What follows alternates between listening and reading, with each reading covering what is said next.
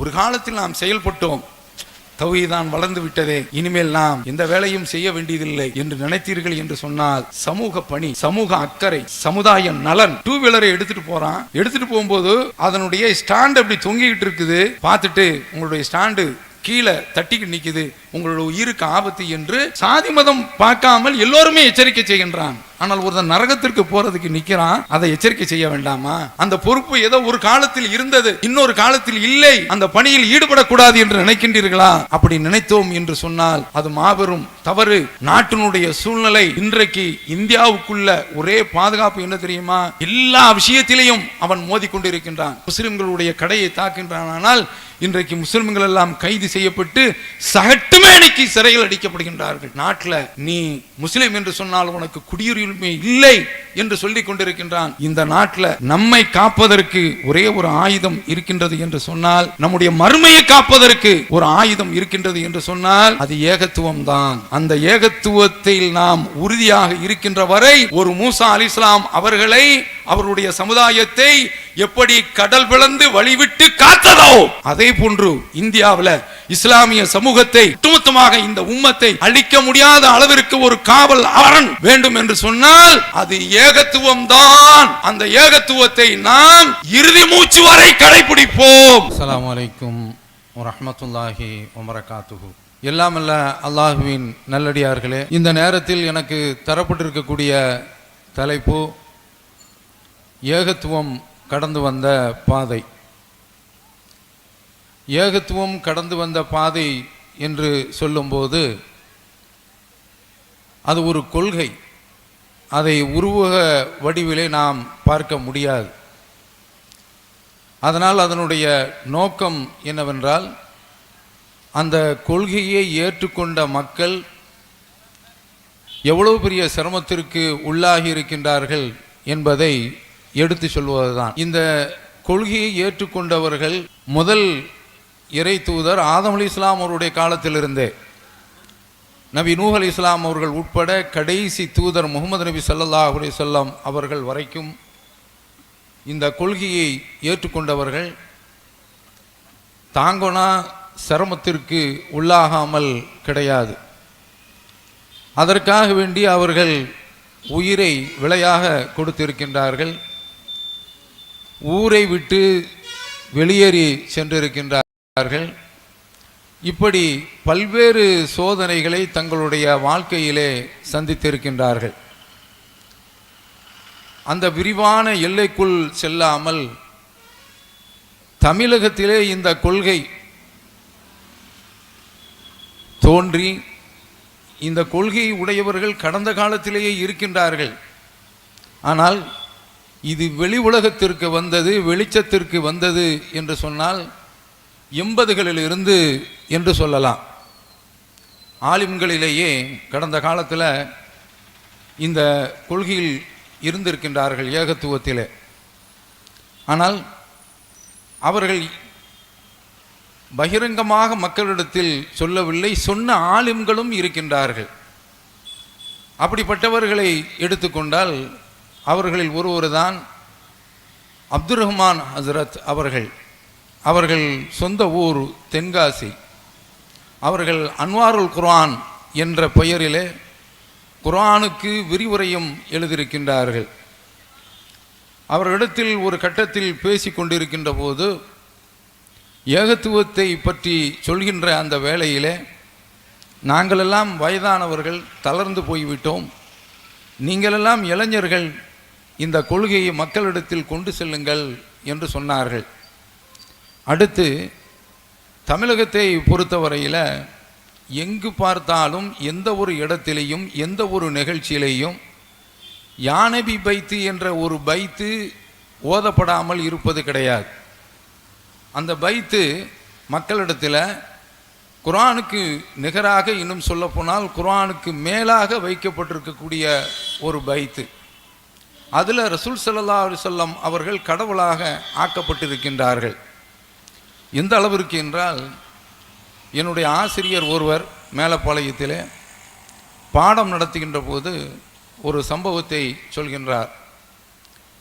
ஹாஜிகள் எல்லாம் ஹஜ்ஜுக்கு போய்விட்டு திரும்பி வந்து கொண்டிருக்கின்றார்கள். அப்படி வந்து கொண்டிருக்கக்கூடிய அந்த வேளையிலே விமானத்திலே 2 விசிறிகளும் ஓடவில்லை. அதனால் விமானத்திலிருந்து அறிவிப்பு கொடுக்கின்றார்கள், இப்போது எந்த நேரத்தில் இந்த விமானம் எங்கே விழும் என்று தெரியாது. பொதுவாகவே விமான பயணம் அதில் ஏறின உடனே பொதுவாக அதிலையும் ராமநாதபுரம் போன்ற இந்த பகுதிகளில் வாழக்கூடிய மக்கள் வெளிநாட்டிற்கு செல்லாமல் இருக்க மாட்டார்கள். அதிகம் வெளிநாட்டிற்கு சென்ற மக்கள் இருக்கின்றார்கள். விமானத்தில் ஏறின உடனேயே அங்கே ஏர் ஹோஸ்டஸ் நிற்பாங்க. ஒரு லைஃப் ஜாக்கெட்டு ஒன்று போட்டுக்கொண்டு ஒரு ஊதி மாதிரி ஒன்று வைத்து கொண்டு இந்த விமானம் பறந்து கொண்டு இருக்கின்ற போது எங்காவது ஆபத்து வந்துருச்சுன்னா கடல்லையோ திடல்லையோ மலையிலேயோ எங்கேயாவது விழ நேர்ந்தது என்று சொன்னால் இந்த 2 கதையும் நாங்கள் திறந்துருவோம். நீங்கள் இந்த உடலில் போட்டிருக்கக்கூடிய சட்டையை உஃப்னு ஒரு ஊதுங்க, அது உப்புகிறோம், நீங்கள் தப்பிக்கிறணும் என்று சொல்லுவாங்க. அதாவது போன உடனேயே நல்ல சகுனம் பார்க்கக்கூடியவர்கள்லாம் விமானத்தில் போனால் அவன் செத்தான். ஏறின உடனேயே எதை பற்றி அவங்க நன்மாராயம் சொல்கிறாங்கன்னா நீ சாவ போகிற என்று தான். அப்போ இந்த மாதிரியான அளவில் உள்ளது தான் விமான பயணம். இந்த பயணத்தில் அப்படி சென்று கொண்டிருக்கின்ற போது கேரளாவில் உள்ள ஒரு தங்கல் இருந்தாராம். இந்த தங்கல்மார்கள் தான் தமிழகத்தில் இருக்கக்கூடிய, அது எங்கள் பகுதிகளில் மேலப்பாளையம் போன்ற பகுதிகளில் இல்லாத பிதாத்துக்களை உருவாக்கியவர்கள். அப்போ அவர் சொல்கிறார், இந்த ஆசிரியர் சொல்கிறார், அப்போ அதனால் அந்த 2 விசிறிகளும் சுத்த வேண்டும் என்று சொன்னால் நீங்கள் எல்லோரும் எழுந்திருச்சு எல்லாரும் ஒருமுகப்பட்டு யானவி வைத்த ஓதினீர்கள் என்று சொன்னால் உங்களுக்கு பாதுகாப்பு கிடைக்கும் என்று சொன்ன உடனே எல்லாரும் யானவி வைத்து ஓதுறாங்க. நின்று கொண்டு, அது அந்த பைத்தை நின்றுக்கு தான் ஓதுவாங்க மௌலுது சபைகளில். அதற்கு மட்டும் ஒரு தனி மரியாதை. அவன் இப்படி ஓத ஆரம்பித்த உடனே அந்த விசிறிகள் சொல்லலாமல் இருந்தால் விமான பயணம் நடக்குமா நடக்கவில்லையா என்ற அந்த விஷயத்திற்குள்ளெல்லாம் செல்லவில்லை. இது ஒரு கதை, பொய்யான கதை, போலியான கதை. அப்படி சொன்ன உடனே இந்த பைத்தை ஓதுறாங்க. ஓதின பிறகு விமானம் பாதுகாப்பாக இப்போ இந்த திருச்சியில் வந்து இறங்கு செல்லாத மாதிரி பத்திரமாக இறங்கி விட்டது. யானை பைத்தை ஓதிருக்காங்க என்று சொன்னால் அதில் என்ன வருகின்றது என்று சொன்னால் நிறைய அடிகள் வருகின்றன. அதில் அந்த கஃபார் உல் கத்தாயா அந்த சத்தார் உல் மசாவி, நீங்கள் தான் பாவங்களை மன்னிக்கக்கூடியவர், நீங்கள் தான் குறைகளை மறைக்கக்கூடியவர் என்று ஓமுகீலுல் ஆசராத்தி என்று நபி ஸல்லல்லாஹு அலைஹி வஸல்லம் அவர்களையே கடவுளாக ஆக்கி பார்க்கக்கூடிய அந்த அம்சங்கள் இருக்கின்றன. அவன் இந்த யானை வைத்து அந்த அளவிற்கு, அதனால தான் சென்ற மாதமெல்லாம் மக்களிடத்தில் அழகிய முன்மாதிரி இப்ராஹிம் அலைஹிஸ்ஸலாம் என்ற தலைப்பின் கீழ் அந்த மௌலுதை கிழித்து எறிந்தோம். அது அவ்வளவு பெரிய விஷக்கருத்தை கொண்டது, நரகத்திற்கு கொண்டு போய் சேர்க்கக்கூடிய கவிதைகள் பாடல்கள் அந்த மௌலுதில் அடங்கியிருக்கின்றன என்று வெளுத்து கட்டினோம். நாமும் இதில் கவனிக்க வேண்டிய விஷயம், இந்த பாடலை பற்றி அப்துல் ரஹ்மான் ஹசரத் அவர்கள் சொல்கின்ற பொழுது அவங்க அப்துல் ரஹ்மான் ஹசரத் என்று அவர்களுக்கு ஆரம்பத்தில் இனிஷியல் ஆரம்பிக்கும், வஃபாத்தாகி விட்டார்கள். அவங்க சொல்கிறாங்க, இந்த இடத்துல அந்த கஃபாருல் கத்தாயா அந்த சத்தாருல் மசாவி என்று வரும்பொழுது நாங்கள் அல்லாஹ்விடத்தில் கையேந்தி விடுவோம் என்று சொல்கிறாங்க. அப்போ இந்த அளவிற்காவது பேணுதலில் இருந்திருக்கிறாங்க. ஆனால் பகிரங்கமாக அவர்கள் மக்களிடத்தில் போட்டு உடைக்கவில்லை என்பது ஒரு குறைபாடு தான். ஆனால் இறைவனுடைய அருளால் 80களில் இந்த ஏகத்துவம் வந்து மக்களிடத்தில் இது வேகமாக செல்கின்றது. அதனுடைய தொடர்ச்சி இதுவரைக்கும் சென்று கொண்டே இருக்கின்றது. அல்லாஹ்விற்கு எல்லா புகழும். ஆனால் இதிலே குறுக்கே வந்து நிற்பது யார் என்று பார்த்தீர்கள் என்றால் 7 வருடம் பயின்றார்களே அந்த ஆலிம்கள் தான்.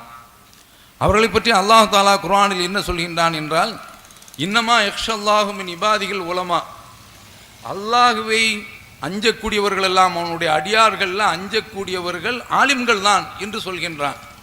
ஆனால் இவர்கள் மதரசாவில் படிக்கும்போது இறைவனை அஞ்சிருக்கின்றார்களா என்றால் கிடையாது. வந்த பிறகு அஞ்சிருக்கின்றார்களா என்றால் கிடையாது. எல்லா கெட்ட பழக்கங்களும் மதரசாவில் தான் உருவானது. சொல்ல போனால் இப்படிப்பட்டவர்கள் மக்களிடத்தில் என்ன கருத்தை சொல்லுவார்கள் சொல்லுங்க பார்ப்போம். அதுலேயும் நான் ஓதினேனே அந்த ஆசிரியர் இருக்கிறாரே, அதாவது இந்த பீடி குடிச்சிட்டு கொண்டிருக்கக்கூடியவர்கள், புகைப்பழக்கத்திற்கு அடிமையானவர்கள், கொஞ்சம் வக்கத்தவர்களாகவும் இருப்பாங்க. இவ்வளோ பெரிய வகையில் தொடர்ந்து செயின் ஸ்மோக்கர், சங்கிலி தொடர் புகையாளி என்று சொல்லக்கூடியவங்க கொஞ்சம் போலாவது ஒரு தீப்பெட்டி வச்சிருக்க மாட்டான். அதை இரவலுக்காக வேண்டி வாங்கி குடிக்கிறது. அவனும் யாம் பெற்ற இன்பம் வையகம் புரட்டும் சொல்லிட்டு அவனும் தர்மம் செய்வான். இங்கே படிக்கக்கூடிய இந்த மாணவர்கிட்ட அவர் என்ன செய்வாருன்னா, அவர் பீடி குடிக்கக்கூடிய ஆள். இப்போ நாம் இஸ்லாமிய கல்லூரிலாம் வச்சுருக்கோம். எவனாவது பீடி குடித்தான்னா பெட்டியை தூக்கிட்டு நீ ஓடு, இந்த பக்கமே இருக்கக்கூடாதுன்னு துரத்தி விட்டுருவோம். அப்படி தான் வச்சுருக்கோம். திருத்துறதுக்கு உண்டான வழியை பார்ப்போம். ஏன்னா அவன் குடிச்சிட்டு இந்த நோய் இருக்கின்றதே ஒரு தொற்று நோய், பலருக்கும் அவன் பற்ற வச்சிருவான். அவ்வளோதான். அப்போ அந்த மாதிரியான அளவில் உள்ள ஒரு கட்டுப்பாடை இன்றைக்கு கொண்டு வந்திருக்கின்றோம் என்றால், இன்னமா யக்ஷல்லாஹ் மின் இபாதிகள் மூலமா அல்லாஹ்வை அஞ்சக்கூடியவர்கள்லாம் இந்த ஆலிம்கள் தான் என்ற அடிப்படையில் அந்த மாதிரி போதனை பண்ணுறாங்கன்னா அங்கே அந்த போதனை கிடையாது. அப்போ அவர் என்ன செய்வாருன்னா, பீடியை கொடுத்து எதிர்த்த கடையில் இங்கேருந்து அவ்வளோ தூரம் இருக்கும், அங்கே போய் நீ பற்ற வச்சுட்டு வா என்று சொன்னால் அவன் போய் பற்ற வச்சுட்டு வருவான். வரும் பொழுது அதை அணைஞ்சிடக்கூடாது இல்லை, அந்த பீடிக்கு ஒரு ஹயாத்து கொடுக்கணும் இல்லை, அதனால இடையில ஒரு ஊதிக்கிடுவான். ஓதுற பிள்ளை இப்படி ஊதிக்கிறவும் செய்வான். இப்படிப்பட்டவன் என்ன செய்வான், நாளைக்கு இவனும் பீடி குடிக்க ஆரம்பிப்பான். அப்படி அந்த மாதிரியான நிலையில் தான் ஆசிரியர்களும் இருந்திருக்கின்றார்கள். இப்படிப்பட்டவர்களிடத்தில் என்ன இரையச்சம் இருக்கும் என்று நீங்கள் நினைக்கின்றீர்கள்? இந்த சமூகத்தை இதுவரைக்கும் கெடுத்து கொண்டு இருப்பது, இந்த சமுதாயத்தை நரகத்தின் பக்கம் அழைத்து கொண்டு இருப்பது இந்த ஆலிம்கள் தான். அதற்காக வேண்டிய இந்த செய்தியை நான் சொல்ல வருகின்றேன். அப்போ இப்படிப்பட்டவர்கள், இன்னும் சொல்ல போனால் மதரசாவினுடைய கல்வி எப்படிப்பட்டது என்று சொன்னால், அதாவது ஆசிரியர் நடமாடிக்கிட்டு இருப்பார். இஷ்ராக்கு தொழுகை ஒன்று என்று ஒரு தொழுகையை மதரசாவில் வச்சுருப்பாங்க. அப்படிப்பட்ட ஒரு தொழுகை இல்லை. லுஹா தொழுகை என்று ஒன்று இருக்கின்றது ஹதீஸினுடைய அடிப்படையில். அது சுபு தொழுது விட்டு குர்ஆன் ஓதணும், ஒரு மணி நேரம் ஓதி விட்டு சூரியன் உதித்த உடனே அது ஒரு ஈட்டிய அளவிற்கு உயர்ந்த உடனே இஷ்ராக் தொழுகை தொழ வேண்டும். அந்த தொழுகையை தொழுவதற்காக வேண்டி மாணவர்கள் தொழுகின்றார்களா என்று ஆசிரியர் அப்படி நடமாடிக்கிட்டே இருப்பார். அப்போ என்ன செய்வாங்கன்னா, சமயத்தில் அவர் காணாமல் போயிடுவார். இவன் என்ன செய்வானா, இன்னைக்கு நமக்கு ஜாலி தான், ஆசிரியர் போயாச்சு அப்படின்னு பார்த்தா திடீர்னு ஆசிரியர் வந்து நிற்பார். நின்ன உடனே ஒருத்தன் நிலையில் நிற்பான், ஒருத்தன் ருக்குவில் கிடப்பான், ஒருத்தன் சுஜூதில் கிடப்பான், ருக்குவில் இருந்துட்டு பக்கத்தில் பேசுவான். ஏய் தலப்பா போயிட்டானா நிற்கிறானா, தலப்பா நிற்கிறான். ஏன்னா நாசிரசரத்துலாம் தலப்பா கிட்டுவாங்க. அவ இந்த லட்சணத்தில் உள்ளவர்கள் வெளியே வந்தால் எப்படி இருப்பார்கள் நீங்கள் நினச்சி பாருங்க. அதை கண்கூடாக கண்டோம். 97 மேலப்பாளையத்தில் எங்கே பார்த்தாலும் பள்ளிவாசல்களில் தொழுகையை தடுக்கக்கூடிய வேலை இந்த ஆலிம்களால் உஸ்பேத்தப்படுகின்றது. அதை அவர்கள் வெறித்தனமாக பேசுகின்றார்கள். தொழுதவனை அடிங்க என்று சொல்றது, கையை அசைச்சிட்டா போதும். அதாவது பக்கத்தில் இருக்கிறவன் அவன் அல்லாவை தொழுறானா இல்லையோ, பக்கத்தில் விரல்ல அசைச்ச உடனே அவனுக்கு சூடு ஏற ஆரம்பிச்சிடும். சலாங் கொடுத்தவொடனே செவட்டில் ஒரு இருப்பு எழுப்பான். பாருங்க, அப்போ அந்த விரல் அசைச்ச உடனே அவனுக்குள்ள கோவம். இந்த மாதிரியான ஆட்களை பள்ளிவாசலை விட்டு வெளியேற்றுவது, அவர்களை வெளியே தள்ளுவது, இதுதான் அவர்களுடைய வேலையாக இருந்தது. அப்போ இந்த பிரச்சனை திருநெல்வேலியில் அங்கு ஜமால் முகமது சாஹிப் என்று இருக்கின்றார்கள். அவங்க சமுதாய பிரச்சனைகளில் கொஞ்சம் ஈடுபடுவாங்க. அவங்க இப்படி ஒரு சாரார் பள்ளிவாசலை அடிக்கப்படுறாங்களே என்று ஒரு விசாரணை கமிட்டியை அமைச்சு, பீஸ் கமிட்டியை அமைச்சு, அப்போது உள்ள டிஐஜி அவர்களுடைய தலைமையில் ஒரு குழுவை போட்டு ஒரு அறிக்கையை வெளியிடுகின்றார்கள். அந்த அறிக்கையில் இப்படி யாரும் எந்த பள்ளிவாசலில் வந்து தொழும் பொழுதும் தடுக்கக்கூடாது என்று அதில் குறிப்பிடப்பட்டிருந்தது. அப்போ இதை பற்றி பேசுவதற்காக வேண்டி, இந்த ஒப்பந்தம் மீறப்படுகின்றது என்பதை பேசுவதற்காக வேண்டி கூட்டப்பட்டிருக்கின்றது. அதற்கு இன்றைய மாநில ஜமாத்துல் உலமா வந்திருக்கின்றார். தௌஹீத் ஜமாத்தின் சார்பிலே ஒரு குழு சென்றிருக்கின்றது. நானும் அதில் சென்றிருந்தேன். அப்போ அந்த சந்தர்ப்பத்தில் பள்ளிவாசலுக்கு தொலை வரக்கூடியவர்களை யாரும் தடுக்கக்கூடாது என்று சொல்கின்ற அந்த வேளையில் இவர் சொல்றாரு, நான் அதை ஆட்சேபிக்கின்றேன், அந்த தீர்மானத்தை எதிர்க்கின்றேன் என்று சொன்ன உடனே, அப்போ நம்முடைய ஜமாத் சார்பில் ஒமன் அதுலமு மிம்மம் மனா மசாஜிதல்லாஹி துக்கர ஃபீஹா, யாரு அல்லாஹ்வுடைய பள்ளியில அவனுடைய பெயர் துதிக்கப்படுவதை தடுக்கின்றானே அவனை விட அநியாயக்காரன் அக்கிரமக்காரன் யார் என்று அல்லாஹ் கேட்கிறான் என்று சொல்லும்போது நான் ஆட்சேபிக்கின்றேன் என்று சொல்கின்றார் என்றால் குர்ஆனுக்கு நேர் எதிராக இவர் தன்னுடைய கருத்தை வைக்கின்றார். அவர்தான் இன்றைக்கு மாநில ஜமாத்துல் உலமாவுடைய தலைவர். பார்த்து கொள்ளுங்கள் இவர்களுடைய லட்சணம் எப்படி இருக்கும். அப்படி இவர்கள் இந்த தௌஹீது கொள்கையை மக்களுக்கு மத்தியில் பிரச்சாரம் செய்கின்ற பொழுது களத்தில் நின்று இதுவரைக்கும் அவர்கள் களத்தில் நின்று அத்தனை வேலைகளையும் செய்து கொண்டே இருக்கின்றார்கள். இதுவரைக்கும் சமீபத்தில் முகமது பந்தர் என்ற ஊரில் தௌஹீத் மீட்டிங் ஏகத்துவ கொள்கை மீட்டிங் நடத்துவதற்கு தடை, இப்படி பல இடங்கள்ல அவர்கள் தடை விதித்து கொண்டே இருக்கின்றார்கள். இவர்கள் தடை விதித்து கொண்டு இருக்கும் காலமெல்லாம் இந்த ஏகத்துவம் மடை உடைத்த வெள்ளமாக பெருகி கொண்டுதான் இருக்கின்றது, பெருகி கொண்டுதான் இருக்கும். இதை நாம வரலாற்று ரீதியில பார்த்து கொண்டு இருக்கின்றோம். குர்ஆனும் அதை சொல்லி கொண்டு இருக்கின்றது. அப்ப அந்த அடிப்படையில் நாம் பார்க்கின்ற பொழுது இவர்கள் என்னென்ன காரியங்களை செய்வார்கள் என்று சொன்னால் இது எம்குரு பிக்கல்லதீன கஃபரூல் இஸ்பிதூக, இந்த இறை மறுப்பாளர்கள் உங்களுக்கு எதிராக சூழ்ச்சி செய்கின்றார்கள். யாரை பார்த்து சொல்றான்? மக்கத்து காபிர்களை பார்த்து. ரசூல் ஸல்லல்லாஹு அலைஹி வஸல்லம் அவர்களுக்கு அல்லாஹ் எச்சரிக்கை விடுகின்றான், உங்களை அவர்கள் சிறைபிடிக்க நினைக்கின்றார்கள். அவ் யக்துலூக், உங்களை கொல்வதற்கு அவர்கள் சதி திட்டம் தீட்டுகின்றார்கள். அவ் யுஹ்ரிஜூக், உங்களை ஊரை விட்டு வெளியேற்றுவதற்கு அவர்கள் திட்டம் போடுகின்றார்கள். யம்குரூன், இவர்கள் சதி செய்கின்றார்கள். வல்லாஹு கைருல் மாக்கிரீன், அல்லாஹ் சூழ்ச்சியாளர்களுக்கெல்லாம் சிறந்த சூழ்ச்சியாளன். இவர்களுக்கு பதிலடி கொடுப்பதற்காக வேண்டி உன்னை விட நீ முஸ்லிம்களுக்கு எதிராக சதி செய்தாய் என்றால் அவர்களுக்காக நான் களம் இறங்குவேன் என்ற அந்த ஒரு விஷயத்தை இப்படிப்பட்ட ஒரு வார்த்தையிலே மக்களுக்கு தெரிவிக்கின்றான். மூன்று விஷயங்களில் உள்ளடங்கி விடுகின்றது. தௌஹீது எதிர்ப்பு என்று வந்தால் அந்த எதிர்ப்பாளர்கள் செய்யக்கூடிய காரியம் என்னவென்று பார்த்தோம் என்று சொன்னால், ஒன்று சிறை வைப்பார்கள், அல்லது கொல்வார்கள், அல்லது ஊரை விட்டு வெளியேற்றுவார்கள். இந்த மூன்றையும் ஏகத்துவவாதிகள் சந்திக்காமல் இருக்க முடியாது. அப்படி சந்தித்து இருக்கின்றார்கள். நபி ஸல்லல்லாஹு அலைஹி வஸல்லம் அவர்கள் சந்தித்தார்கள். அவர்கள் ஹிஜ்ரத்து செய்தார்கள் என்று சொன்னால் ஊரை விட்டு வெளியேற்றப்பட்டார்கள். ஊரிலேயே அவர்கள் ஊர் நீக்கம் செய்யப்பட்டார்கள். தௌஹீத்வாதிகள் இந்த கொள்கையை சொன்னதற்காக வேண்டி பல இடங்கள்ல ஊர் நீக்கம் செய்யப்பட்டிருக்கின்றார்கள். அப்படிப்பட்ட ஊர்கள் இருக்கின்றன. அந்த மக்கள் இறைவனுடைய அருளால் மிகப்பெரிய அளவுல போராடி வென்றும் இருக்கின்றார்கள். இன்றைக்கும் தனிமைப்படுத்தப்பட்ட மக்களும் இருக்கத்தான் செய்கின்றார்கள். அப்ப இந்த ஊர் நீக்கம் என்பது இருக்கும். நபி ஸல்லல்லாஹு அலைஹி வஸல்லம் அவர்கள் மக்காவிற்கு வந்துவிட்டு திரும்புகின்ற பொழுது சொல்கின்றார்கள், நாம நாளை தங்கக்கூடிய இந்த இடமாகிறது பனு கினானா என்ற அந்த பள்ளத்தாக்காகும். அந்த பள்ளத்தாக்கு இருக்கின்றதே அதில் தான் காஃபிர்கள் தகாசமு அலல் குஃபுர், இறை மறுப்பின் மீது ஒருவருக்கொருவர் அவர்கள் சத்தியம் விட்டு உடன்படிக்கை செய்து கொண்டார்கள். என்ன உடன்படிக்கை? நபி ஸல்லல்லாஹு அலைஹி வஸல்லம் அவர்களை ஒப்படைக்கின்ற வரை, இது ஜூரி விளக்கம் கொடுக்கின்றார்கள், ஒப்படைக்கின்ற வரை அவர்களோடு திருமணம் ஒப்பந்தம் கிடையாது, அவர்களோடு கொடுக்கல் வாங்கல் கிடையாது. யாருக்கு எதிராக? குறைஷியல்ல கினானா குடும்பத்தார்கள் பனு ஹாஷிம் பனு அப்துல் முத்தலிபுக்கு எதிராக இந்த தீர்மானத்தை போடுகின்றார்கள். இந்த உடன்படிக்கை நடக்கின்றது. அது மாதிரி இன்றைக்கும் நடக்கின்றது. ஆரம்ப காலத்திலாம் தௌஹீதில் உள்ளவனுக்கு பெண்ணு கிடைக்காது. இன்றைக்கு நிலைமை மாறி போயிருக்கு. என்ன சொல்றாங்கன்னா, எப்படி ஆயிருக்குன்னா, அதுவும் என்னமோ கொட்டி கிடக்கிற மாதிரி, தௌஹீதுமா அப்படியா இருந்தாலும் பரவாயில்லைங்க, ஏன்னா குமர் அந்த அளவிற்கு தேங்கி இருக்கின்றது. இப்படி சொல்ல வந்திருக்கிறாங்க. இது ஒரு சமூகத்தில் ஏற்பட்டிருக்கக்கூடிய ஒரு முன்னேற்றம். ஆனால் ஆரம்பத்தில் என்ன நடந்தது தெரியுமா?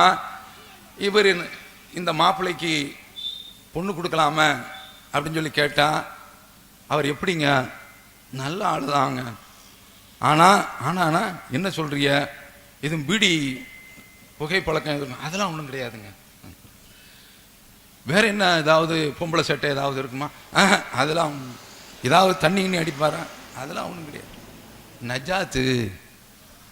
அவன் என்ன தகுதி வச்சிருக்கானா, நஜாத், கெட்ட பழக்கம்லாம் இருக்காது, சமூக சீர்திருத்தவாதி, அதுலேயும் ரொம்ப கொடுமை என்னன்னா, அவன் வரதட்சணை வாங்க மாட்டேங்கிறான், பெண்ணு வீட்டுக்கு பிரசவத்தில் இருந்து எல்லா செலவையும் நான் தான் பார்ப்பேங்கிறான். அப்ப இப்படி சொல்லக்கூடிய ஒருவனை என்ன சொல்றாங்கன்னா, நீங்க பார்த்துக்கங்க என்று சொல்கின்றார்கள் என்று சொன்னால், அப்ப இவர்களுடைய நிலைமை எதை எடுத்து காட்டுகின்றது என்றால், பெண்ணை மனம் முடிச்சு கொடுக்க மாட்டேங்கன்னு ஒப்பந்தம் எடுத்தாங்கல்ல, அந்த நிலையை இது எடுத்து காட்டுகின்றது. அப்படிப்பட்ட ஒரு நிலையில் தான் இருந்தது. இறைவனோட இன்றைக்கு மாறிக்கொண்டே இருக்கின்றது. அல்லாஹ்வுடைய கிருபையினால இது நாமும் கொள்கை துடிப்போடு இருந்தோம் என்று சொன்னால், கொள்கை வெறியோடு இருந்தோம் என்று சொன்னால், நிச்சயமாக ஒட்டுமொத்த தமிழகமும் மாறும். ஒட்டுமொத்த தமிழகமும் தௌஹீது கோட்டையாக மாறும் இன்ஷா அல்லாஹ். இது மாதிரியான விஷயங்களை மக்களுக்கு மத்தியில் எடுத்து சொல்வதற்காக வேண்டிதான் இது போன்ற இந்த தலைப்பை தந்திருக்கின்றார்கள். இதில் நாம் என்ன பார்க்கின்றோம் என்று சொன்னால், நான் ஏற்கனவே சொன்னேன்ல, 3 விஷயங்கள். ஒன்று சிறைபிடிக்கிறது, இன்னொன்று கொலை செய்கிறது, இன்னொன்று ஊரை விட்டு வெளியேற்றுறது. இதில் இந்த சிறை பிடிக்கின்றது என்ற இந்த வார்த்தை இருக்கின்றத, சிறை சென்ற மக்கள், இந்த ஆலிம்சாக்கள்ல இன்றைக்கு தலைமை பெரிய பெரிய பொறுப்புகள்லாம் வந்துட்டாங்க, அரசியல் தலைவர்கள்லாம் சந்திக்கிறாங்க. ஆனால் போலீஸ் வருகிறார்கள் என்று சொன்னால் இவர்கள்லாம் தாக்கு பிடிக்க மாட்டாங்க. ஆனால் தௌஹீது கொள்கையில் உள்ளவங்க இருக்காங்களே, அவங்க ஆரம்ப கட்டத்தில் என்ன நடந்தது என்று சொன்னால், ஆரம்பத்தில் சில இயக்கங்கள் அவங்களும் கொள்கையில் இருந்து கொண்டிருப்பார்கள். ஆனால் சில மார்க்கம் சொல்லாத சட்டத்திற்கு புறம்பான சில காரியங்களை ஜிஹாதான் என்ற அடிப்படையில் செய்து கொண்டிருப்பார்கள். இந்த குரூப் எல்லாமே விரல் அசைக்கும்.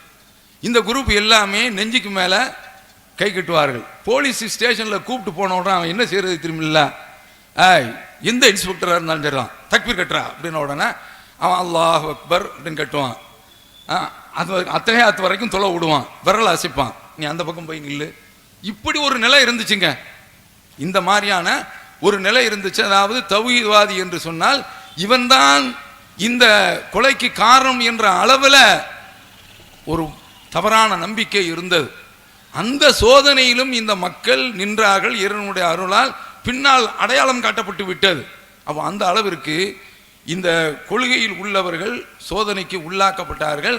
இப்படிப்பட்ட இந்த மக்களுக்கு தௌஹீத்வாதிகள் சிறைச்சாலை சென்றிருக்கின்றார்கள். எந்த அளவுக்கு என்றால், ஒரு தௌஹீத்வாதி இன்னொரு தௌஹீத்வாதி சந்திக்கின்ற பொழுது சமுதாய இயக்கம் ஒன்று ஆரம்பித்தோம். அவங்க இன்றைக்கு அவங்களும் தௌஹீது பேரில் தான் இருந்தாங்க. இப்போ தௌஹீது அவங்கள விட்டு கலண்டு போயிடுச்சு, அவங்களும் தௌஹீதை விட்டு கலண்டு போயிட்டாங்க. அது வேறு விஷயம். ஆனால் அன்றைக்கு தௌஹீதில் தான் இருந்தார்கள். அப்படி சந்திக்கும் போது, ஒரு பொதுக்குழுவில் சந்திக்கின்ற பொழுது, நீங்கள் எந்த ஜெயிலுக்கு போனீங்க? நான் வேலூர் ஜெயிலில் இருந்தேன். நீங்கள் எந்த ஜெயிலில் இருந்தீங்க? நான் பாளையங்கோட்டை ஜெயிலில் இருந்தேன். நீங்கள் எந்த ஜெயிலில் இருந்தீங்க? திருச்சி ஜெயிலில் இருந்தோம் என்று சொல்லக்கூடிய அளவில் அந்த சிறைச்சாலையினுடைய சகவாசமும் ஏற்பட்டது. தௌஹீது கொள்கையில் உள்ளவர்களுக்கு இந்த ஒரு சோதனையும் ஏற்படும். ஆனால் அவங்க எப்படிப்பட்டவங்கன்னா, எங்கள் தெருவில் ஒரு ஆள் இருக்கிறார். அவர், நான் 3 விஷயங்களை விட்டு அல்லாஹ்விடத்தில் பாதுகாவல் தேடுகிறேன். ஒன்று, போலீஸ் ஸ்டேஷனுக்கு போயிடக்கூடாது, இன்னொன்று சிறைச்சாலைக்கு போயிடக்கூடாது, இன்னொன்று நீதிமன்றத்துக்கு போயிடக்கூடாது. இந்த 3 பலாவில் யாரும் மாட்டக்கூடாது. ஆனால் தௌஹீத் ஜமாத்தில் உள்ளவங்க இந்த சோதனையில் மாட்டாமல் இருக்க மாட்டார்கள். எல்லாருக்கும் இந்த சிறைவாசம் இருந்து கொண்டுதான் இருக்கும். அதே போல கொல்லப்பட்டவர்களும் இருக்கின்றார்கள். கொள்கைக்காக வேண்டி ஊர் நீக்கம் செய்யப்பட்டு தங்களுடைய சொந்த ஊரை விட்டு வேறு ஊருக்கு சென்றவர்களும் இருக்கின்றார்கள். அப்படிப்பட்ட ஒரு ஊரு தான் பாலக்கோடு என்ற ஊர், தருமபுரி மாவட்டம். அந்த தருமபுரி மாவட்டத்தில் 2011 பாலக்கோட்டில் அவங்க என்ன செய்கிறாங்கன்னா, ஒரு கொள்கை சார்ந்த பராத் இரவு என்று ஒரு இரவு இருக்கின்றது. ஷாபான் வரை 15.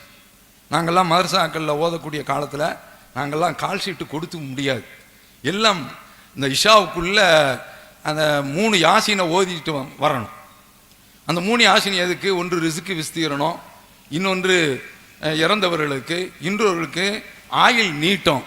இந்த 3 யாசின் ஓதுறதுக்காக வேண்டி மக்கள் எங்களிடத்துல வந்து, எத்தனை வீட்டில் ஓதுறது 3 யாசின்? தட்டி விடுறவங்களாம் இருக்கிறான். நாகூரில் தட்டி விடுவாங்கல்ல, அந்த மாதிரி தர்காக்கள்ல அப்படி ஓதக்கூடிய ஆட்கள்லாம் இருக்கிறாங்க. அவங்க இந்த மாதிரி அந்த 3 யாசின் ஓதுறது இதுவெல்லாம் கூடாது.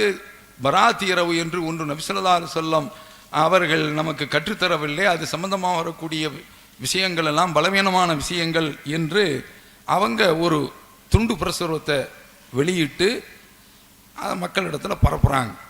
இதுதான் அந்த ஊர் மஹ்தி என்ற ஒரு கொள்கையை கொண்டவர்கள், கோட்பாட்டை கொண்டவர்கள். ஷிர்கு பிதஅத்துகள் எல்லாம் ஒரு இடத்தில் தலைவிரித்தாடும். இதில் ஒரு 5 இளைஞர் வந்து சேர்றாங்க. இந்த நோட்டீஸ் விட்ட உடனே அவ்வளோதான் பள்ளிவாசலுக்கு கூப்பிடுறாங்க.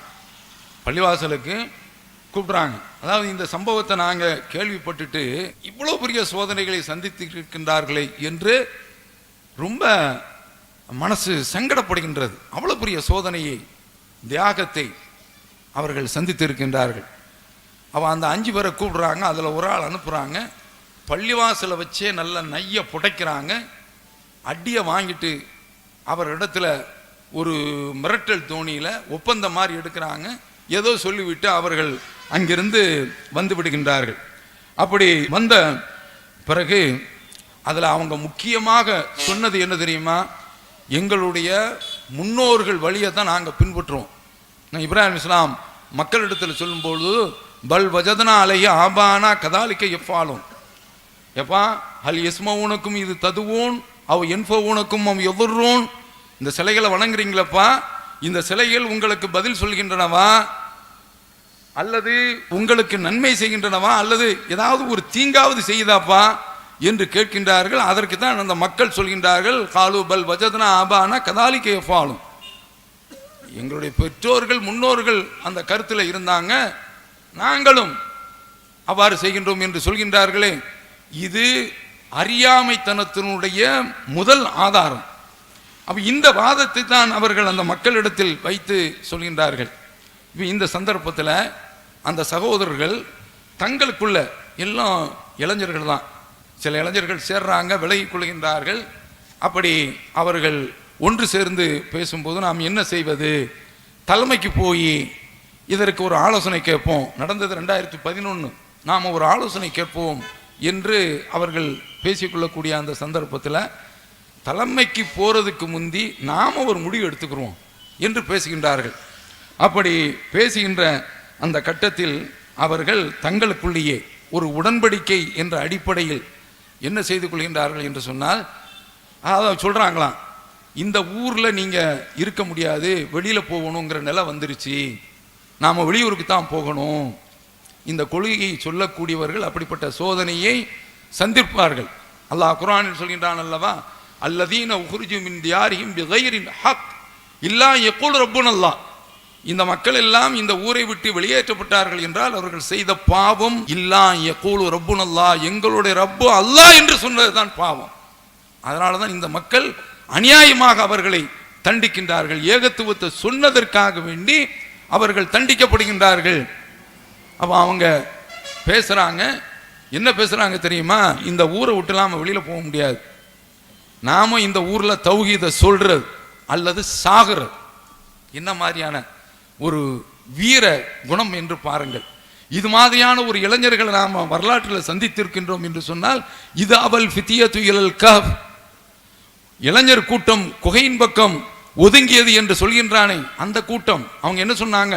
وَإِذَا اعْتَزَلْتُمُوهُمْ وَمَا يَعْبُدُونَ إِلَّا اللَّهَ فَأْوُوا إِلَى الْكَهْفِ يَنشُرْ لَكُمْ رَبُّكُمْ مِنْ رَحْمَتِهِ وَيُهَيِّئْ لَكُمْ مِنْ أَمْرِكُمْ مِرْفَقًا.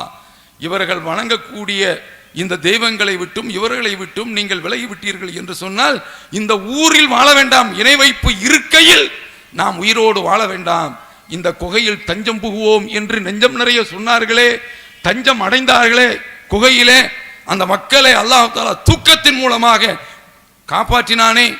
அப்படிப்பட்ட இளைஞர்களுக்கு இவர்கள் ஒப்பானவர்கள் என்று நான் சொல்ல வரவில்லை. அந்த வரலாற்றை இவர்களுடைய அந்த வாழ்க்கை சூழ்நிலை நமக்கு கொஞ்சம் கண் முன்னால் நிறுத்தி காட்டி செல்கின்றது. பார்க்கிறோமா இல்லையா? அவங்க பேசுறாங்க, என்ன பேசுறாங்க? ஊர்லயே நம்ம சாவுறதுரா, தௌஹீதை சொல்வோம், அடிபட்டு சாவோம் என்று பேசிக்கொள்கின்றார்கள். அப்படி பேசிக்கொண்டு விட்டு அதில் அவங்க சொல்கிறாங்க, நாங்கள் உடன்படிக்கை எடுத்துகிறோம், உடன்படிக்கை பற்றி உள்ள அந்த விவரம்லாம் எங்களுக்கு தெரியாது என்று சொல்கின்றார்கள். ஆனால் ஒரு உறுதிமொழியை எடுத்திருக்கின்றார்கள். இதுவும் வரலாற்றில் எதற்கு ஒத்திருக்கிறது என்று பார்த்தோம் என்று சொன்னால், ஏகத்துவம் கடந்து வந்த பாதை என்று சொன்னால் நபி ஸல்லல்லாஹு அலைஹி வஸல்லம் அவரிடத்திலிருந்து வந்தது தானே அந்த கொள்கை. அந்த அடிப்படையில் பார்க்கின்ற பொழுது நபி ஸல்லல்லாஹு அலைஹி வஸல்லம் அவர்கள் உம்ராவுக்காக வேண்டி வருகின்றார்கள். அவர்கள் உம்ரா செய்ய வேண்டும் என்ற நோக்கத்தில் தான் வருகின்றார்கள். ஆனால் ஹுதைபியாவில் அவர்கள் தடுத்து நிறுத்தப்படுகின்றார்கள். அப்ப நாங்கள் இங்கு எதற்கு வந்திருக்கின்றோம் தெரியுமா? நாங்கள் உம்ரா செய்வதற்காக வேண்டி தான் வந்திருக்கின்றோம், நாங்கள் போராடுவதற்காக வேண்டி வரவில்லை என்று எவ்வளோ எடுத்து சொல்கின்றார்கள். கேட்கவில்லை. உஸ்மான் இப்னு அஃபான் ரலியல்லாஹு அன்ஹு அவர்கள் குறைஷியில் உள்ளவர்களுக்கு கொஞ்சம் அணுக்கமானவர்கள் என்ற அடிப்படையில் நேரடியாக போய் அங்கு போய் பேசுகின்றார்கள். அப்படி பேசக்கூடிய அந்த வேளையில் அவங்க வருவதற்கு தாமதமாகி விடுகின்றது. ஆனால் நபி ஸல்லல்லாஹு அலைஹி வஸல்லம் அவர்களுக்கு சம்பவம் என்னவென்று தெரியவில்லை. ஆனால் ஒரு செய்தி பரவலாகிவிட்டது, பரவிவிட்டது, உஸ்மான் கொல்லப்பட்டு விட்டார் என்ற செய்தி நபி ஸல்லல்லாஹு அலைஹி வஸல்லம் அவர்களுக்கு கிடைக்கின்றது. அப்போ புனித ஆலயத்தை தரிசிப்பதற்காக வேண்டி, தவாப் செய்வதற்காக வேண்டி தான் வந்தோம். ஆனால் நம்முடைய சூழ்நிலை இன்றைக்கு மாறி புனித போர் செய்வதற்கு நாம் தள்ளப்பட்டிருக்கிறோம் என்று சொன்னவுடனே அந்த கட்டத்தில் நபி ஸல்லல்லாஹு அலைஹி வஸல்லம் அவர்கள் நபித்தோழர்களிடத்தில் உடன்படிக்கை செய்கின்றார்கள். அல்லாஹ் குர்ஆனில் சொல்கின்ற பொழுது, ரகத் ரலியல்லாஹு அனில் மூமினீன், மூமின்களை அல்லாஹ் பொருந்தி கொண்டான். இந்த மக்களை இது இபாயிஊனக தஹத ஷஜரா, மரத்துக்கு அடியில் அவர்கள் உங்களிடத்தில் உடன்படிக்கை செய்தார்கள். ஃபஅலிம மா ஃபீ குலூபிஹிம், அவருடைய உள்ளத்தில் உள்ளதை அல்லாஹ் அறிந்து கொண்டான். என்ன மாதிரியான பாக்கியமிக்க வார்த்தைகள் என்று பாருங்கள். ஃபஅன்ஸலல்லாஹு ஸக்கீனத அலைஹிம், அல்லாஹ் அவர்கள் மீது அமைதியை இறக்கினான் என்று சொல்கின்றானே. அந்த உடன்படிக்கை என்ன? யஸீத் இப்னு அபு உபைத் என்பவர்கள் சல்மத் இப்னு அக்வா ரலியல்லாஹு அன்ஹு இடத்துல கேட்கிறாங்க, புகாரியில் வரக்கூடிய ஹதீஸ், அலாமா அலா ஐயி ஷையின் பாயத்தும் ரசூலல்லாஹ், நீங்கள் அல்லாஹ்வுடைய தூதரிடத்தில் எந்த விஷயத்தில் உடன்படிக்கை எடுத்தீர்கள் என்று கேட்கின்ற பொழுது, அலல் மௌத், சாவுவதற்காக வேண்டி நாங்கள் உடன்படிக்கை எடுத்தோம் என்று சொன்னார்கள். இதே விஷயத்தை ஜாபிர் ரலியல்லாஹு அன்ஹு இடத்தில் கேட்கின்ற பொழுது, அல்லாஹ் நஃபிர்ர, நாங்கள் எந்த ஒரு கட்டத்திலையும் ரசூலுல்லாஹ்வை விட்டுவிட்டு இந்த போரை விட்டுவிட்டு நாங்கள் விரண்டோட மாட்டோம் என்று சபதம் எடுத்தோம், உடன்படிக்கை எடுத்தோம் என்று சொல்கின்றார்கள். ரெண்டும் ஒன்றுதான். வந்தால் அங்கே சாவு அல்லது வெற்றி என்பதை தவிர்த்து நாங்கள் எந்த ஒரு கட்டத்திலையும் விரண்டு ஓட மாட்டோம் என்பது அவர்கள் சொல்வது. ரெண்டுமே மூத்தை தான் குறிக்கின்றது. மூத்தி என்பது சொல்வது தெளிவாக தெரிகின்றது. நாங்கள் அல்லாஹ் நஃபிர்ர, விரண்டோட மாட்டோம் என்று சொன்னால் மரணம் வந்தாலும் சரிதான், அதை சந்திக்க தயார் என்பதைத்தான் அந்த கருத்து சொல்கின்றது. அவன் மூத்தின் மீது உடன்படிக்கை எடுத்தார்களே, அந்த வரலாற்று பாடத்தை இந்த இளைஞர்கள் அவருடைய வாழ்க்கையில் 2011 தௌஹீது துவங்கியது, 80 அதனுடைய பரிணாம வளர்ச்சி, அதனுடைய பரிமாணம் அது ஏறுமுகத்தில் தான் இருந்து கொண்டிருக்கின்றது என்பதை நாம் பார்க்கின்றோம். அப்போ 2011 அவர்கள் இப்படிப்பட்ட ஒரு நிலையில் இருக்கின்ற பொழுது தலைமைக்கு செல்றாங்க. அவங்க ஒரு அறிவுரை கொடுக்குறாங்க, நீங்க காவல்துறையில் புகார் கொடுங்க என்று சொல்கின்றார்கள். காவல்துறையில் புகாருக்கு செல்கின்ற பொழுது அந்த மஹதி இருக்கக்கூடிய பகுதியில் தான் காவல் நிலையமே இருக்கின்றது. இதுவரைக்கும் ஜமாத்துக்கு எதிராக எந்த கொம்பனும் போய் அந்த ஊரில் புகார் கொடுத்ததே கிடையாது. அதையும் இவங்க பேசுகிறாங்க. தலைமையினுடைய அறிவுரையின் பேரில், ஆலோசனையின் பேரில் நேராக காவல் நிலையத்துக்கு போகிறாங்க. காவல் நிலையத்திற்கு போன செய்தி ஊராருக்கு தெரிந்து கூடி விடுகின்றார்கள் எல்லோருமே. அதிலையும் அந்த சகோதரர்கள் பயப்படலை. அல்லாஹ் குர்ஆனில் சொல்கிறான், அவங்க உகது போர்க்களத்தை முடிச்சுட்டு வரும் பொழுது இன்னொரு கூட்டம் வருகின்றது என்று சொன்ன உடனே, அல்லதீன காலலகும் நாஸ் இன்னன்னாஸ கத் ஜமஊ லக்கும் ஃபக்ஷௌஹும், மக்கள் அவர்களை நோக்கி சொல்கின்றார்கள், மக்கள் எல்லோரும் உங்களுக்கு எதிராக திரண்டு விட்டார்கள், நீங்கள் பயந்து கொள்ளுங்கள் என்று சொல்கின்ற பொழுது, ஃபஸாதகும் ஈமானா, இது அவர்களுக்கு ஈமானைத்தான் அதிகரித்தது. வகாலு ஹஸ்புனல்லாஹ் நிஅமல் வக்கீல், அல்லாஹ் எங்களுக்கு போதுமானவன், அவனே பொறுப்பேற்பதில் சிறந்தவன் என்று சொன்னார்களே. அந்த வரலாற்று துளியை, ஒளி வெள்ளத்தை நம்முடைய கண் முன்னால் எடுத்து காட்டுகின்றது. அவன் அந்த சகோதரர்கள், அவன் காவல்துறையை பார்க்குது, ஒரு சமுதாயத்துக்குள்ள 2 பேரும் அடிச்சுக்கிறாங்க, இவ்வளவு பெரிய கூட்டம் வந்து நிற்கின்றது. டிஎஸ்பி ஏஎஸ்பி போன்றவர்கள் எல்லாம் அவங்கள அப்படியே அழைச்சிட்டு கொண்டு போய் தர்மபுரியில கொண்டு போய் விட்டுட்டு, நீங்க இங்க இருந்துக்கங்க, இப்போது நீங்க இந்த ஊர்ல இருக்க முடியாது என்று சொல்றாங்க. அவங்க அங்கிருந்து கிளம்பி நேராக தலைமைக்கு வருகின்றார்கள். தலைமையில வந்து இத்தனைக்கும் நீங்க பார்க்க வேண்டிய விஷயம் என்ன தெரியுமா? ரமலான் மாதம், புனித குர்ஆன் இறங்கிய மாதம். இந்த ஆலிம்கள் எப்படி இருக்கின்றார்கள் என்று சொன்னால், குர்ஆன் தான் அவர்களுக்கு எதிரியாக தெரிகின்றது. வகாலர் ரசூல், இறை தூதர் மறுமையிலே சொல்கின்றார்கள் அல்லாஹ்விடத்தில், இந்த கூட்டம் இருக்கின்றது, இத்தகது ஹாதல் குர்ஆன மஹ்ஜூரா, இந்த குர்ஆனை வெறுப்புக்குரியதாக ஆக்கிவிட்டார்கள் என்று நாளைக்கு மறுமையில புகார் சொல்லுவாங்க. இந்த ஆலிம்களை எதிர்த்து தான் இந்த கூட்டம், இந்த சமுதாயம் குர்ஆனை வெறுப்பாக பார்க்கின்றது. அதை நம்ம கண்கூடாக நாம பார்க்க முடிகின்றது. ரமலான் மாதத்தில் இந்த சம்பவம் நடக்கின்றது. அப்படி நடந்த நிகழ்வை ஒட்டி, சோதனையை ஒட்டி அவர்கள் தலைமைக்கு செல்கின்றார்கள். தலைமைக்கு சென்ற உடனே அவங்க அளித்த வழிகாட்டலின்படி முக்கியமான அதிகாரிகள் யார் வரைக்கும் போய் சந்திக்கின்றார்கள் என்று சொன்னால், தலைமை செயலர் வரைக்கும் போய் சந்திக்கிறாங்க. அப்படி சந்திச்சு அவங்க நீங்க ஊருக்கு போகலாம். எந்த அளவுக்கு என்றால், தலைமை செயலாளர் இவங்களுக்கு முன்னாலேயே மாவட்ட ஆட்சியருக்கு ஃபோன் பண்ணி சொல்றாரு, இவங்க மேல ஒரு சிறு கீறல் விழுந்தாலும் சரிதான், அந்த ஊர் மக்கள் தான் பொறுப்பு, உள்ள தூக்கி வச்சிருவான்னு சொல்லுங்க அப்படின்னு சொன்ன உடனே, இப்போ அங்கிருந்து வந்தாச்சு. வந்த உடனே இவங்க சர்வசாதாரணமாக சாலையில் திரிகின்றார்கள். இது அவர்களுக்கு கொள்ளவில்லை, அவர்களால் இதை சகிக்க முடியவில்லை. அப்போ அதனால் இவங்க பீஸ் கமிட்டின்னு ஒன்று போட்டு அதில் பேசி, அதில் ஒரு மாதிரியாக அவர்கள் நாங்கள் சமாதானமாக போகிறோம் என்று சொல்லிவிட்டு உள்ளுக்குள் கழுத்தறுப்பு வேலைகளை செய்கின்றார்கள்.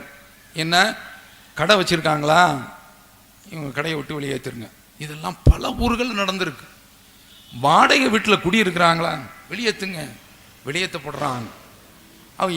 இந்த அளவிற்கு இவங்க எந்த நிலைக்கு தள்ளப்படுறாங்கன்னா, நாம ஊரை விட்டு தான் போக வேண்டும் என்ற நிலைக்கு தள்ளப்படுறாங்க. ஆனால் அவர்கள் ஏற்கனவே உறுதிமொழி எடுத்து விட்டார்கள், இந்த ஊரை விட்டு நம்ம போறது கிடையாது, கொல்லப்பட்டாலும் சரிதான், இந்த கொள்கைக்காக வேண்டி இந்த ஊர்ல தான் நாம உயிர் துறப்போம் என்ற ஒரு முடிவில் அவங்க இருக்கிறாங்க.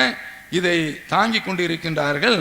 அப்போ இந்த சந்தர்ப்பத்தில் இவங்களுக்கு எதிராக இவர்கள் களமாடக்கூடிய அந்த வேளையில் காவல்துறைக்கு இவர்கள் செல்கின்ற அந்த சந்தர்ப்பத்தில் இப்போ அவங்க எல்லோருமே ஒன்று சேர்ந்து திரண்டு வந்து நிற்கின்றார்கள். இவனோ வெளியில வந்தால் தானே உயிரோடு வாழ்றதுக்கு பார்த்துருவோம் என்று சொல்லி வந்து நிற்கிறாங்க. இப்போ காவல்துறை அவங்க எல்லா வேலையும் செய்கிறாங்க. இந்த சந்தர்ப்பத்தில் அந்த மக்கள், காவல்துறை ஒரு பதட்டத்தில் இருக்குது. ஏன்னா அவங்களுக்கு லா அண்ட் ஆர்டர் பிரச்சனை, சட்ட ஒழுங்கு பிரச்சனை, இந்த மக்களுடைய உயிரை பாதுகாக்கணும். அப்போ இவங்க காவல்துறையினுடைய அந்த மனநிலையை பார்த்துட்டு சொல்கிறாங்க, சார் இங்கே வாங்க, எங்களை நீங்கள் விட்டுருங்க, அவங்க என்ன வேண்டுமானாலும் செய்யட்டும், நாங்கள் கொல்லப்படுவதற்கும் தயார், நீங்கள் அதை பற்றி ஒன்றும் கவலைப்படாதீங்க என்று சொன்ன உடனே அவன் அந்த நேரத்தில் காவல்துறைக்கு வழி இல்லாமல் அவங்கள அப்படியே வண்டியில் ஏற்றி கொண்டு போய் வெளியில் விடுவதற்காக வேண்டி போகிறாங்க. முன்னால் போலீஸ் பாதுகாப்பு வண்டி, இவங்க ஒரு வண்டியில் இருக்கிறாங்க. பெரிய விஐபி மாதிரி இவங்க அழைத்து செல்லப்படுறாங்க. ஊர் மக்கள் எல்லோருமே பைக்கில் கிளம்பி வர்றான். இங்கேயும் ஒரு வரலாற்று பார்வை, எல்லோரும் சேர்ந்து கொள்வோம் அப்படின்னு சொல்லி தான் வர்றான். தனித்தனியாக போய் அடித்தா தானே பஞ்சாயத்து. இது மாதிரி வாழ்க்கையில் இந்த தௌஹீத் கடந்து வந்த பாதையை பார்க்கின்ற பொழுது ஹூத் அலைஹிஸ்ஸலாம் அவருடைய காலத்தில் ஒரு சம்பவம் நடக்கின்றது. காலு தகாசமு பில்லாஹி, அவர்கள் சபதம் ஏற்றுக்கொண்டார்கள், லனுபையி தன்னகு அஹ்லகு, இரவோடு இரவாக சென்று அவரையும் அவருடைய குடும்பத்தையும் அழித்து விடுவோம். சும்ம லனகூலன்ன லிஅஹ்லிஹி மா ஷஹிதுனா மஹிலுக்க அஹ்லி. நாம குடும்பத்தினுடைய வாரிசாற்ற சொல்லிடுவோம், யார் கொன்னான்னு எங்களுக்கு தெரியாது, இன்னால சாதிக்கும், நாங்கள் உண்மையைத்தான் சொல்கிறோம் என்று அவர்கள் பேசினாங்க என்று அல்லாஹ் குர்ஆனில் சொல்கின்றானே. அந்த வரலாற்று பாடமும் நமக்கு கண் முன்னால் வந்து நிற்கின்றது, வந்து நிற்கிறாங்க. அப்படி நிற்கக்கூடிய அந்த இவங்க வண்டியில் ஏற்றி வரப்படக்கூடிய அந்த கட்டத்தில் இவங்க எல்லோரும் திரண்டு வர்றாங்க. வரக்கூடிய அந்த சந்தர்ப்பத்தில் அல்லாஹ் ஒரு உதவியை செய்கிறான். நான் சில வரலாற்று ரீதியாக சில சம்பவங்களை ஒப்பிடும் பொழுது அதுவும் இதுவும் ஒன்று என்று விளங்கிடக்கூடாது, தயவு செய்து. அது மாதிரியான ஒரு நினைவை நமக்கு கண் முன்னால் கொண்டு வருகிறது என்பதைத்தான் நான் சொல்கின்றேனே தவிர ரெண்டு தியாகமும் ஒன்று என்று தயவு செய்து யாரும் தவறாக புரிந்து கொள்ள வேண்டாம். என்ன நடக்குது? ரசூல் ஸல்லல்லாஹு அலைஹி வஸல்லம் அவர்களுக்கு அவருடைய தலைக்கு விலை பேசியாச்சு. அப்போ அந்த சந்தர்ப்பத்தில் நபி ஸல்லல்லாஹு அலைஹி வஸல்லம் அவர்கள் அங்கிருந்து கிளம்பி செல்கின்றார்கள். அப்போ அவர்களுக்கு மிகப்பெரிய ஒரு ஆபத்து வருகின்றது. அப்போ அவங்க ஒரு குகையில் தஞ்சம் அடைகின்றார்கள். அடையக்கூடிய அந்த வேளையில் எதிரிகள் துரத்தி வந்துட்டாங்க. அபூபக்கர் ரலியல்லாஹு அன்ஹு அவர்கள் சொல்கின்றார்கள், லவ் அன்னா அஹதக்கும், அவர்களில் ஒருவர் தங்களுடைய பாதத்தை பார்த்தார்கள் என்று சொன்னால் லாபுசரனா, அல்லாஹ்வுடைய தூதரே நம்மை அவர்கள் பார்த்து விடுவார்களே என்று சொல்கின்ற பொழுது நபி ஸல்லல்லாஹு அலைஹி வஸல்லம் அவர்கள் சொல்கின்றார்கள், மா லன்னுக்க அபூபக்கரே பிஸ்னைன் அல்லாஹு சாலிசுகுமா, ரெண்டு பேர் தான் நம்ம இருக்கிறோம், மூன்றாவது அல்லாஹ் இருக்கிறானே, என்ன நினைக்கிற நீ என்று அபூபக்கர் ரலியல்லாஹு அன்ஹு அவர்களை பார்த்து அல்லாஹ் சொல்கின்றானே. அப்போ அந்த குகையில் அவங்க உள்ளே இருக்கிறாங்க. எதிரிகள் கண் மூடி போய் விடுகின்றார்கள். பாதத்தை பார்த்தா போதும், நபி ஸல்லல்லாஹு அலைஹி வஸல்லம் அவர்களை பார்த்திருப்பாங்க. பார்க்க முடியவில்லை, திரும்ப போய்விட்டார்கள். அல்லாஹ் குர்ஆனில் இந்த நிகழ்ச்சியை சொல்கின்றான், இல்லா தன்சுரு, இவர்களுக்கு நீங்கள் உதவி செய்யவில்லை என்றால் ஃபகத் நஸரஹுல்லாஹ், அல்லாஹ் அவர்களுக்கு ஏற்கனவே உதவி செய்திருக்கின்றான். இது அஹ்ரஜு உள்ளதீன கஃபரு சானியஸ்னைன் இதுமா ஃபில் கார் இது யகூலு லிசாஹிபிஹி லா தஹ்சன் இன்னல்லாஹ மஅனா. காஃபிர்கள் அவர்களை, இந்த ரெண்டு பேர்களை வெளியேற்றிய அந்த சந்தர்ப்பத்தில் அவர்கள் மிக நெருக்கடியான நிலையில் ஒரு குகையிலே இருக்கின்ற பொழுது, நீங்கள் பயப்படாதீர்கள், கவலை கொள்ளாதீர்கள், அல்லாஹ் நம்மோடு இருக்கின்றான் என்று அல்லாஹ் சொல்கின்றானே. அந்த வசனம், அந்த நிகழ்வு இந்த சகோதரருடைய வாழ்க்கையில் ஏதோ ஒரு வகையில் அதற்கு ஒரு சிறு அளவு ஒத்திருப்பதை நாம் பார்க்க முடிகின்றது. அந்த சம்பவம் இந்த சம்பவம் ஒன்று என்று விளங்கிடக்கூடாது. என்ன நடக்கின்றது? பின்னாலேயே எல்லாம் ஊருக்கான அத்தனை பேருமே பைக் எடுத்துட்டு வர்றான். போலீஸ் வாகனம் முன்னாலையும் பின்னாலையும் அரவணைத்து நடுவில் இவர்கள் செல்கின்ற அந்த வேளையில் இவர்கள் ரயில்வே கட்டை தாண்டி விடுகின்றார்கள். அவர்களுடைய பைக்குகள் வரக்கூடிய அந்த சந்தர்ப்பத்தில் கேட்டை மூடிட்டான். இல்லை என்றால் அன்றைக்கு ஒரு கலவரம், அல்லாஹ் இந்த மக்களை பாதுகாத்து இருக்கின்றான். அந்த ஒரு சிக்கல்ல இருந்து அவர்களை காப்பாற்றி விடுகின்றான். இப்போ இவர்கள் தலைமைக்கு போயாராங்க. அங்கிருந்து தப்பி என்ன நடக்குதுன்னா, ஒவ்வொரு வீடா போய், மொத்தம் 7 பேருங்க, ஒவ்வொரு வீட்டிலையும் போய் நீ உன்னுடைய கணவனை விட்டு விலகிரு என்று சொல்லக்கூடிய அளவிற்கு என்ன கொடுமைன்னு பாருங்க. இது மாதிரி மற்ற ஊர்ல நடக்கலன்னு சொல்லலாங்க, மற்ற ஊர்ல நடக்கலன்னு சொல்லலாம். அப்போ அந்த அளவிற்கு அந்த ஊர்ல அவ்வளவு பெரிய ஒரு கொடுமை நடந்தது. ஆனால் இதற்கு பின்னால் சட்டத்தினுடைய அடிப்படையில் எல்லாமே வந்த பிறகு அவர்கள் பாதுகாக்கப்படுகின்றார்கள். இன்றைக்கு அவர்கள் அதுல ஒரு விஷயம் என்ன தெரியுமா, உணர்வுல எழுதுறாங்க. இந்த ஒப்பந்தம் அடிப்படையில் அவர்கள் தோற்று போனார்கள் என்று சொன்ன உடனே தான் அவர்கள் இந்த அளவிற்கு மிகப்பெரிய அளவில் வெகுண்டு எழுந்து அவர்களை ஒரேடியாக தொலைத்து கட்ட வேண்டும் என்று கிளம்பி வந்திருக்கின்றார்கள். ஆனால் அல்லாஹ் அவர்களை காப்பாற்றி விட்டான். இப்போ இதற்கடுத்து தனி மர்கஸ் ஒன்று வாங்குகின்றார்கள். வாங்கிய பிறகு அவர்கள் எடுத்த அடுத்த நடவடிக்கை என்ன தெரியுமா, திருமண தஃப்தர் தரமாட்டோம், இந்த 2 ஆயுதம் இருக்கின்றது. ஒன்று கபூர், நாங்கள் உங்களை கபூரில் அடக்க விடமாட்டோம். அதை போல திருமணம் நடத்துவதற்கு தப்தரும் தரமாட்டோம் என்று. இதுவெல்லாம் இதனுடைய பின்னணியில் யார் இருக்கின்றார்கள் என்று நினைக்கின்றீர்கள்? ஜமாத்துல் உலமா, அந்தந்த கூட்டத்தில் உள்ள ஆலிம்கள், அவர்கள்தான் இந்த பிரச்சனைக்கு பின்னால் இருக்கின்றார்கள். இப்படி இருந்தும் இறைவனுடைய அருளால் அதுல ஒரு சகோதரருடைய தாயார் மரணம் அடைகின்றார்கள்.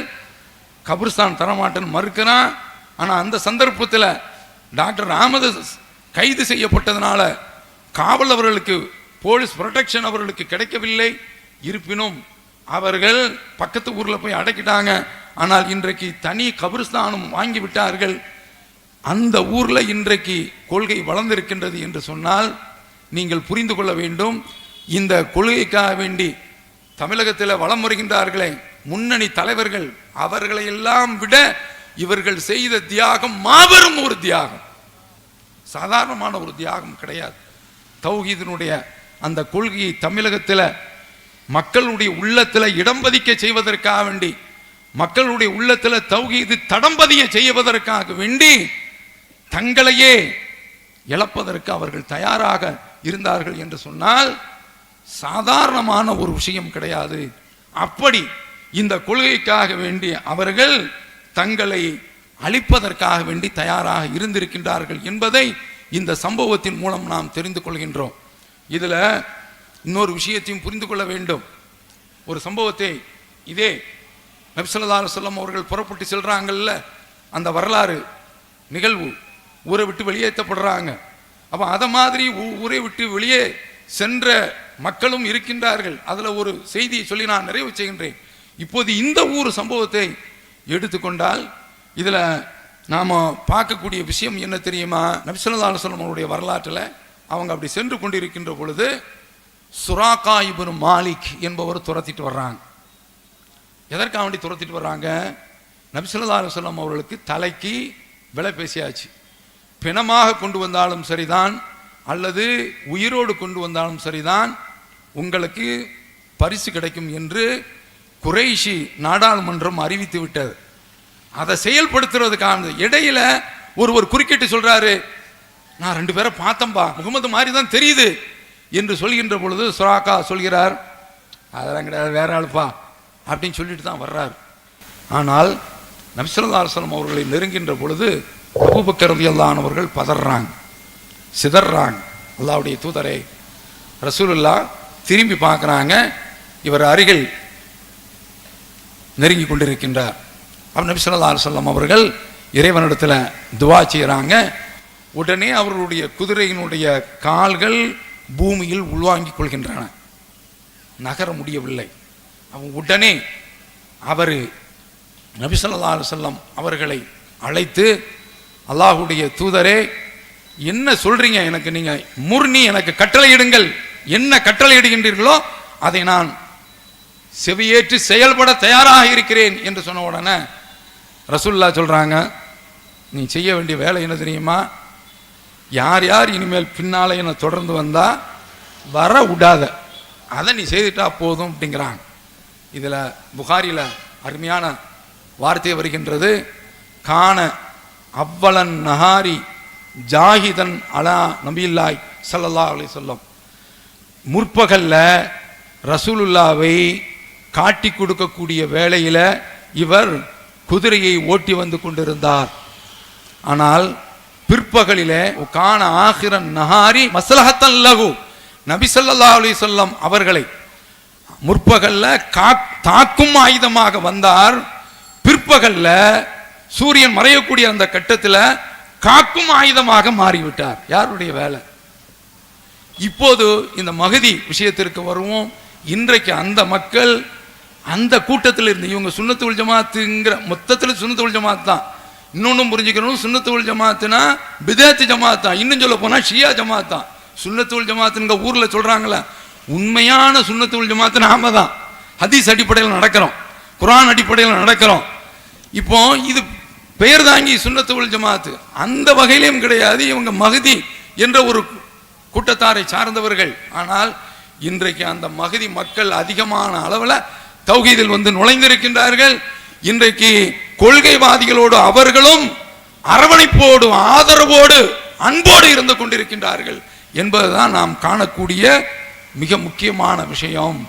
ஆரம்பத்தில் நிறைய பேர்கள் நம்முடைய வாழ்க்கையில நாம என்ன பார்த்திருக்கோம், கொள்கையை எதிர்த்து நின்றவர்கள் தான் பின்னால கொள்கை அரணாக வந்து நின்றிருக்கின்றார்கள். இதே போன்றுதான் அந்த மக்களையும் விளங்கிக் கொள்ள வேண்டும். அந்த ஊர் மக்களை, பாலக்கோடு மக்களை நாம் வெறுப்பான பார்வையில் பார்க்க வேண்டிய அவசியம் இல்லை.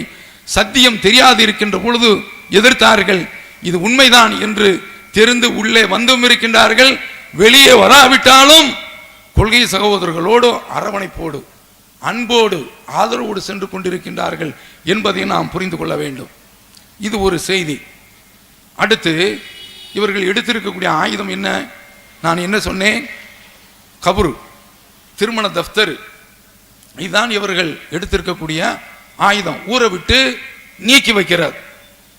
இந்த மாதிரியான ஒரு சம்பவத்தினால ஏற்பட்டிருக்கக்கூடிய விளைவுகள் இருக்கின்றனவே, மிகப்பெரிய விளைவுகள் எல்லாம் ஏற்பட்டிருக்கின்றன. 2011 பார்த்தோமா, 2010 திருவிடச்சேரி ஒரு சம்பவம். இதுக்கு பின்னாலெல்லாம் இருக்கிறது யாருன்னா ஆலிம்கள் தான். என்ன நடந்திருக்கின்றது? இதே ரமலான் மாதம் ஒரு வீட்டில், அதாவது பள்ளிவாசல்லையும் தொலைவிட மணங்கிறான். சரி, இவன் தொலைவிட மணங்கிறானே என்று சொல்லி தனியாக ஒரு பள்ளி அமைத்தோம் என்று சொன்னால் அந்த பள்ளியில போய்